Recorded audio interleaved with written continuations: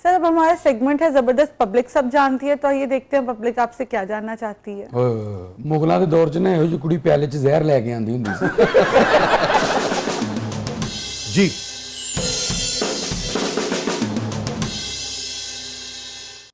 आपके ज़माने में तो तय जमातें पढ़कर बंदा डायरेक्ट हवलदार लग जाता था, लेकिन आज के दौर में 20 जमातें पढ़कर भी बंदा कुछ नहीं कर पाता। इसके बारे में करमदाद क्या कहते हैं? करमदाद पे आ गई बात। भाई जी ये भी वही करें जो सब बच्चे कर रहे हैं इस वक्त। वो कहते हैं जी इतने $1000 आ जाते हैं, और जबकि मैं यकीन नहीं करता इस बात पे। क्या वाकई आते हैं? किस हवाले से? ये जो आप वो YouTube पर जो TikTok कुछ something। अपनी चीजें डालते हैं। हाँ जी, जो लोग सुना है कि जिनका यानी कि जो देखे जाते हैं उनके तो आते हैं जी, आते हैं। बहुत ज्यादा। अब कितने लोग हैं, बात है 25 करोड़ का मुल्क है, इतनी यूथ है और दुनिया से फिर तो वो तो आते हैं जी जी। तो अगर आते हैं तो बेटा आप भी वही काम करें फिर यही कह सकते हैं। सारी कौम यही कर रही होगी सर। हाँ ये देखें ना कि वाकई नौकरियां नहीं हैं। तालीम जो है वो अब उसका वो वक़्त नहीं रही।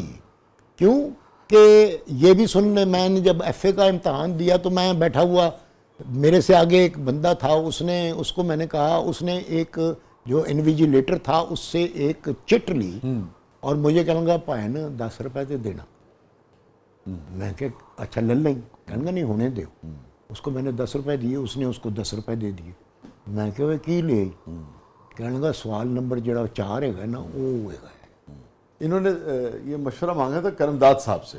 करमदाद साहब हाँ, से। तो हाँ करमदाद, अगर करमदाद इनको कहें तो कैसे कहेंगे मशवरे का जवाब? बलूंगड़िया वो तुझको चाहिए कि तू बचड़िया, वो जो पर्चियां चलाते हैं ना जी, जब वो आता है ना मुमतहिन क्या बात है। तो वो बजाय इसके कि वो तुम्हारी पर्ची तुमसे छीन ले, उसका एक और तरीका है, उसको खा जाता अगर तुझे भूख लगी हो तो खा लेना, नहीं तो फिर बेटा वही YouTube वाला काम। करमदाद को कभी जिंदगी में मुश्किल पेश आई? वैसे सारी जिंदगी बचड़िया मुश्किलों में ही रही है। कई दफा अल्लाह मियाँ की गाय ने, वो भला कौन है? कौन है? तुम्हारी चाची। अच्छा अच्छा अच्छा। वो अल्लाह मियाँ की गाय है। कई दफा उसने मेरी कमीज का बोझा पाट दिया, मैंने होंठों को सी लिया। वाह। उसने चिमटा उठा के मेरी पुटपुटी पर मारा, मैंने आगे से सांस भी नहीं लिया।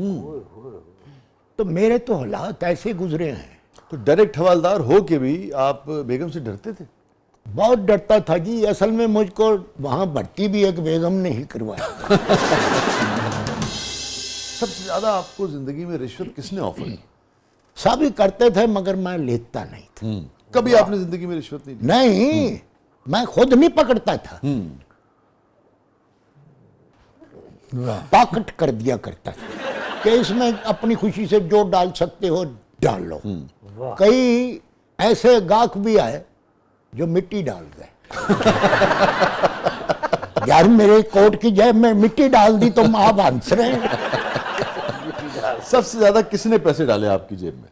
एक इंसान था। अच्छा। मगर वो बाद में मुझे नजर नहीं आया, वो कोई अल्लाह का फरिश्ता ही था। कोई काम तो होगा ना उसे आपसे?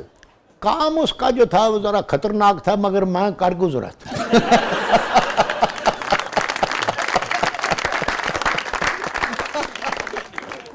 तो आपकी बेगम साहबा ने कभी रोका नहीं कि करमदाद आप क्यों रिश्वत लेने लगे? इतनी आपकी शोहरत थी, इतनी दुनिया आपसे मोहब्बत करती थी।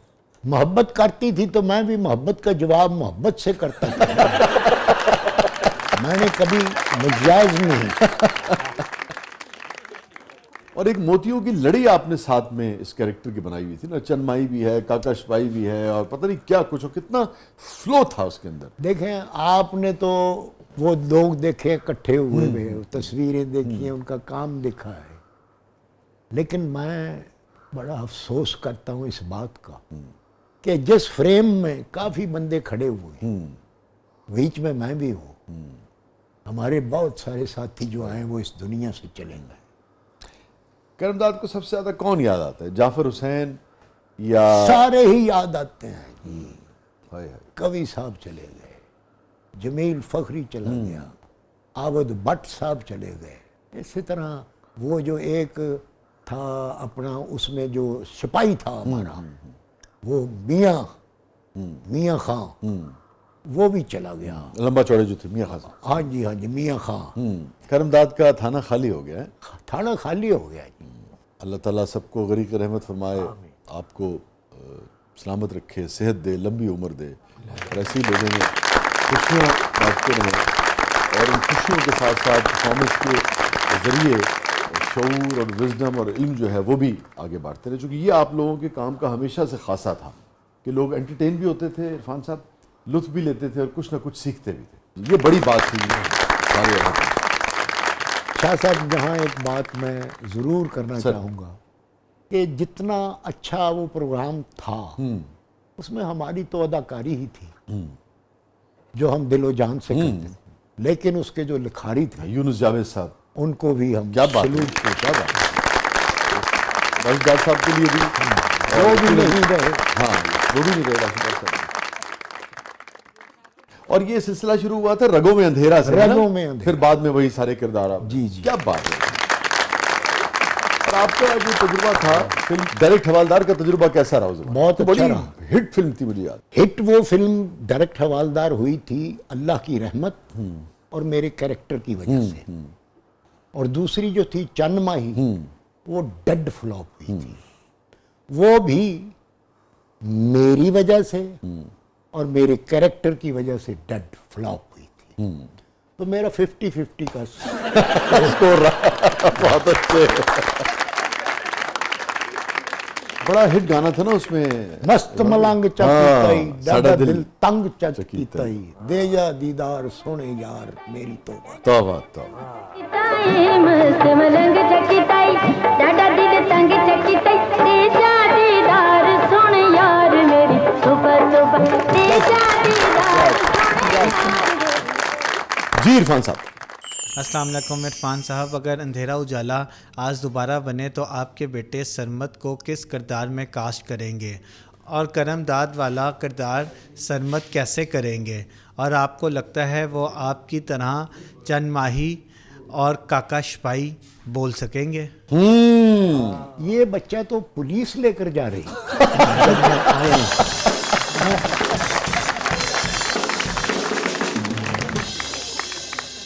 बेटा बात ये है कि जो सरमद कर रहा है वो मैं नहीं कर सकता, और जो मैं कर चुका हूं वो सरमद नहीं कर सकता। सरमद मुझसे बेहतर काम कर रहा है, और जब एक घर के दो अफराद एक ही काम करना शुरू कर दें तो जो जरा नरम चौदह हो उसको विदड्रॉ कर लें। लेकिन देखो ना, आज सरमद जितना भी काम करें सारी जिंदगी, अल्लाह लंबी उन्हें जिंदगी दे, बहुत क्रिएटिव आदमी है, मगर हमेशा खूसट साहब उसमें मौजूद रहेंगे। आप सरमद खूसट है ना, तो आप- मैं उसका आपके- मशहूर भी हूँ। उसके दादा भी मौजूद रहेंगे। क्योंकि उसका नाम सरमद अली। जी, सरमद सुल्तान खूसट है। हाँ, वो एक दिन आके मेरे पे नाराज हुआ था जब ये पढ़ रहा था, तो सरमद अली सुल्तान था ना, मैं चाहता था इसका नाम सुल्तान ही रख दिया जाए। मेरी माँ नाराज हो गई, वो कहने ये कैसे सुल्तान हो सकता है। वाह वाह वाह। तो मैंने कहा नहीं, फिर इसका नाम मैं बदल दूंगा। तो सरमद उसका नाम रखा था। तो वो एक दिन आके नाराज हुआ, कहने लगा ये आपने इरफान खूसट रखा हुआ नाम। तो मैंने इसलिए उसके नाम के साथ खूसट नहीं लगाया था कि ये अजीब सा लफ्ज़ है और इसके मानी वही हैं, बुढ़ा खूसट। तो मैंने इसलिए नहीं लगाया था कि बच्चे इसका मजाक ना हो। मैंने कहा इसलिए कहूँगा, ले आप रख सकते हैं तो मैं क्यों नहीं रख सकता। बहुत अच्छे, वाह वाह, क्या बात, क्या बात। एक सवाल का हिस्सा लेकिन उनका बड़ा दिलचस्प था नौजवान के।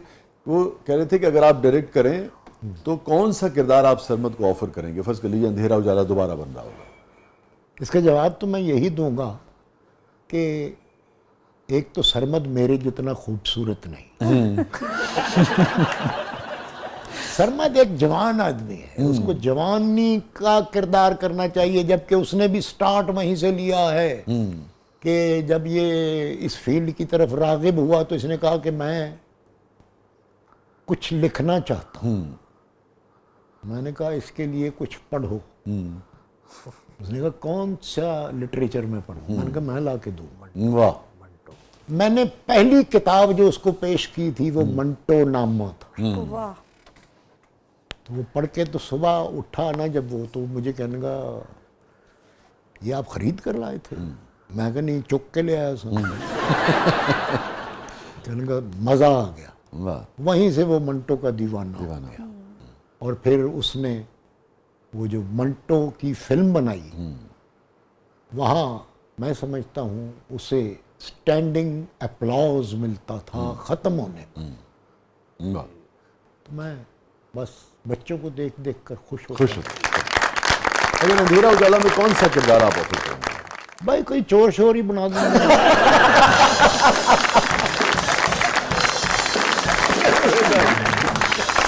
नाज़रीन, देखिए मिज़ा की खूबसूरती क्या होती है। आपने देखा होगा बुखारी साहब तशरीफ लाए थे अपने साहबजादे के साथ, कैसे मज़े मज़े के जुमले कह रहे थे। और बाप बेटा हो, कोई भी रिश्ता हो, उसमें एहतराम के साथ और शफ़क़त के साथ जब आप मिज़ाह का अंसर जो है वो अपनी गुफ्तगू में रखते हैं तो रिश्ते मजबूत भी होते हैं, रिश्तों का हुस्न जो है वो भी बरकरार रहता है। बाप बेटे का मजाक भी बनता है। जी, जी, जी। वो कर सकते हैं एक दूसरे। और ये इसने स्टार्ट कॉमेडी से लिया था। जी, मैं यही तो कह रहा हूँ कि कितना आपने मज़े की बात की अभी। कॉमेडी से लिया था। तो फिर शश लिखना, हाँ जी, तो वो करता करता एकदम इसका दिमाग पलट गया। कहने का मैंने नहीं करना ये। मैंने कहा क्यों? कहने का लोग कहते हैं मस्खरा है, मजाहिया है ये, अपने बाप की तरह। मैं कहा तेरे बाप ने जितना सीरियस काम किया है बेटा तुझे पता नहीं है। इवन मैं तो आज भी एक प्ले राइट की हैसियत से भी देखूं तो सारा काम जो डायरेक्ट हवलदार का था, करमदाद साहब का, वो सारे का सारा सीरियस था। वो उसकी प्रेजेंटेशन कैसे करता है वो एक अलग चीज़ है, वो बहुत सीरियस साहब, था। मिजाह हो तो वो सीरियसली ही करना। जी जी, वाह वाह, नाज़रीन कहीं नहीं जाइएगा, छोटे से वक्फे के बाद वापस आते हैं। प्रोग्राम के अगले मरले में आपके लिए बहुत कुछ है। हमारे साथ मौजूद है लेजेंडरी मोहतरम इरफान खुसर साहब। आप देख रहे हैं जबरदस्त।